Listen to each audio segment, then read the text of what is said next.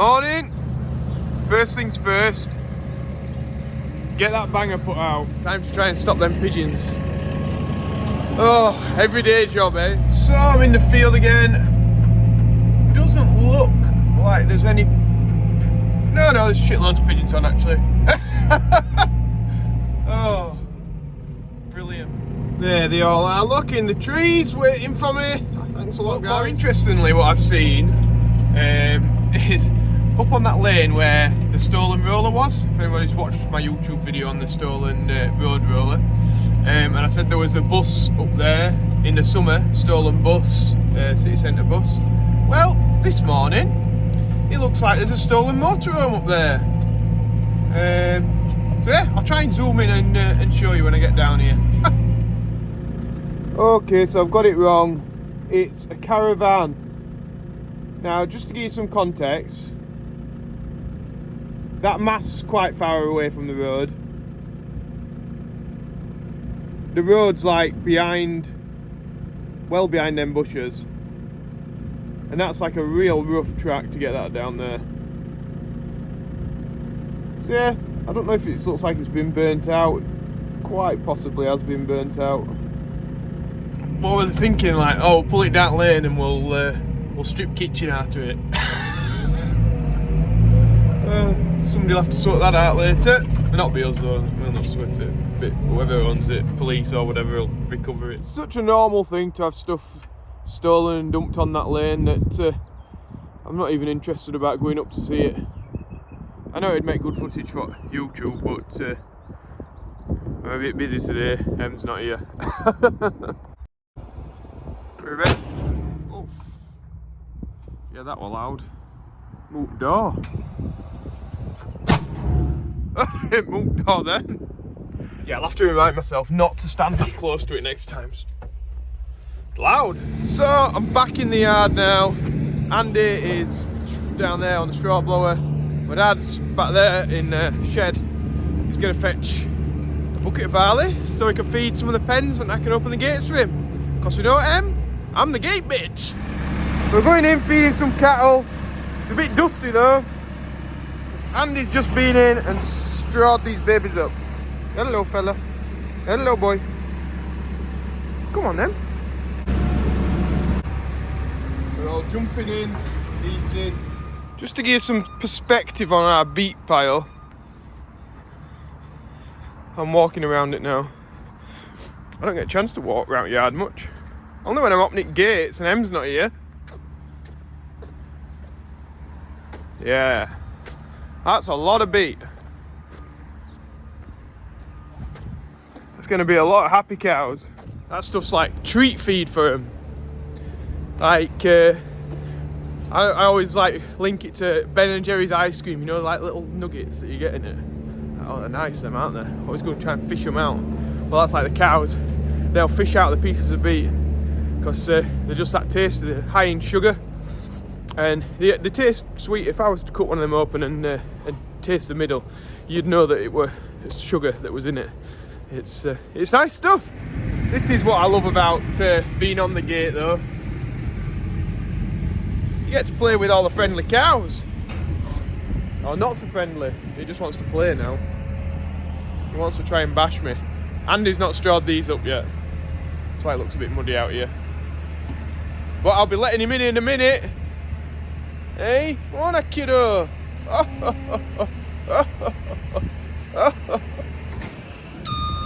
Oh, they do love it. Show us your teeth. Show us your teeth. Just as I mentioned Andy with the straw. Here he is, look.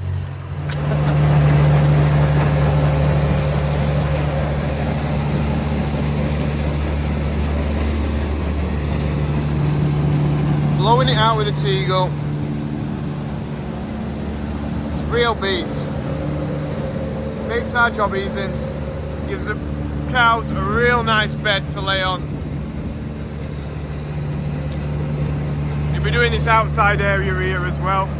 So I'll show you in a minute. My friendly mate loves it. He's chewing down on a bit of it. Dad's feeding the beet out now. So there we go, Andy's just strawing the outside up now. on a lot of farms you probably might not bother strawing it outside up, just clean it out a little bit, but we find that they like to lay outside, some of them, when it's a nice day, so we just straw it up. Got to try and keep them as happy as we can, no stress for them, so they've got plenty of space to lay down, have their own personal space, that's the main thing. Oh, Andy's got his 125 back on. Back to being ultra professional at this picking straw up game. Nice to be back on the 125, Andy. Yeah. Making job easy. Yeah. Easy peasy. Oh, hello. Hello. Coffee time. Business. Only 2 coffees on Coffee Cam today. So me and Andy are going to be now heading down. If you remember that hedge that Andy was cutting, was it last week, Andy? Probably the week before. Yeah, maybe the week before. We're going to go and coppice that because it's just getting so overgrown. It needs taking back. It's not had anything done to it for since I can remember. But yeah, it's got to a point where it's just got too bad. But yeah, we'll head on down there. It's steady work, it is. But I've got the grab on the JCB. I'll pull them out of the way and then I'll cut some of them down because I use it for firewood. Keep my house warm. Got the Environment Agency working on the other side of the river to us as well. Doing their job. A real big nice tree there. That'd be stopping. But them edges there, it's got way too overgrown. Unmanageable. There's nothing we can do to keep them in check every year. So we're just gonna have to hit them hard, and then in next couple of years when they come back, we can just hit them with the hedge cutter and more manageable then. You enjoying yourself, Andy? Loving it. Do you like chainsawing? It's alright. These guys behind us, they're real busy, aren't they? Yeah. Yeah. 10 minutes and then after 2 hours. I think that's what we need to get, a job with Environment Agency, because that is steady away. They've had about a 3-hour dinner, haven't they? I had a chat with him, see what it guys. It's just world away from farming. So the reason that we're doing this hedge now is because it's been quite a dry spell and this field gets very wet. So it makes it easy to do it at the minute because we can actually travel. But also the hedges, it's winter time, the hedges have got no berries on them, no food source in there for birds. Birds aren't thinking about nesting yet, so there's no nesting birds in there. It's a time of year that you can do it with a minimal impact to the environment. Obviously I know some people will be a bit concerned because it looks like we're chopping out a hedge and we're taking it out, but this won't kill it. It'll come back stronger and thicker in the years to come. Maybe not like this year, but the year after it'll be a lovely thick hedge that Andy will be able to go in and he'll be able to just trim it down nice and straight with the hedge cutter and make a tidy job of it. So I've just found evidence of what is our major problem in this field. That there, dog shit. People walk the dogs all over in it. There is one footpath over there. There is an entrance there, and it's supposed to go to, where are we looking? Go to the centre here somewhere, and then come across the field to that corner and go out that way. That's the official footpath. But there are paths all walked all around this field and dog shit everywhere. Nobody seems to pick the dog muck up. It goes into the hay and silage. And we have had problems with cattle and listeria, and we sort of put it down to these 4 fields that we've got here. So yeah, as you can see, the edge has just grown away with itself, hasn't it, Andy? Yeah. But we're not going to waste it because we're going to log up the bits for firewood. The other stuff we'll bunch together and probably have to set fire to, but it's all like thin spindly stuff that you can't do anything with. It's either that or chip it, I suppose. We might be able to chip it. Time's knocking on now, but we've got a fair bit felled. Still a bit to go on this run now. I think we'll fell it all, now come back and chop it up and put it into piles. That's the plan. Just can't get it all done in one day. So it's getting on now. Me and Andy are going to head back home. I don't know if you can tell, but we've cut a lot down, haven't we, Andy? We've made a job. Back in the yard now. What a day. Really busy, me and Andy cutting those down. Pretty knackering work, really. So now time to feed these cows. My passion, feeding the cows. Yeah, I'll pick my bird banger up. Better go and do that. So I've been lucky all day with the rain until now, when I've got to get out and turn my bird banger off so it doesn't start firing away going up the road. It looks like I'm going to get wet through. The weather's not setting in for a bit because I've still a lot of work to do down there on those hedges. Tidying the job up a little bit.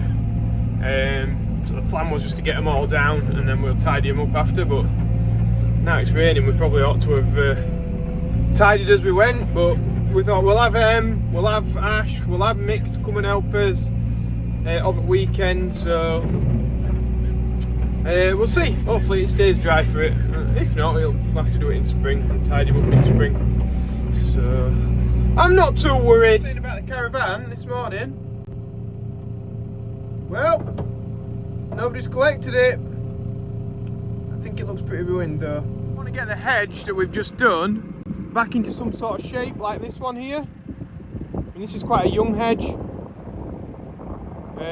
Only planted in the last 5 years, but sort of like that one there. Be perfect. We can just run with the hedge cutter every year and keep it tidy. It gives somewhere for the birds to nest, and yeah, just a haven for wildlife really, that we can manage on a year-to-year basis. The last one was a haven for wildlife, but it was just unmanageable. I've got the 9 metre mucky ants going in field in that rain. Better get on this, shift it, then I can get Andy some bales popped out around here. Everything will be happy. Jobs are good. Put to bed. The TM put to bed. Andy is just back in the mixer in now, so he'll be in here in any second now. And yeah, I think I'll be ready for bed after today. It's been a real physical, busy day cutting those hedges back and shifting branches and wielding chainsaws and stuff. Yeah, we're ready for a sleep. I'm ready for M coming back tomorrow to make my life a lot easier. I'm just going to sit on the seat all day, as per usual, eh? Back tomorrow as well. She can hold the camera and we can get some more footage in. So if you've liked our stuff, remember to subscribe, like, and hit us up in the comments. And we'll see you tomorrow. You know it. Business.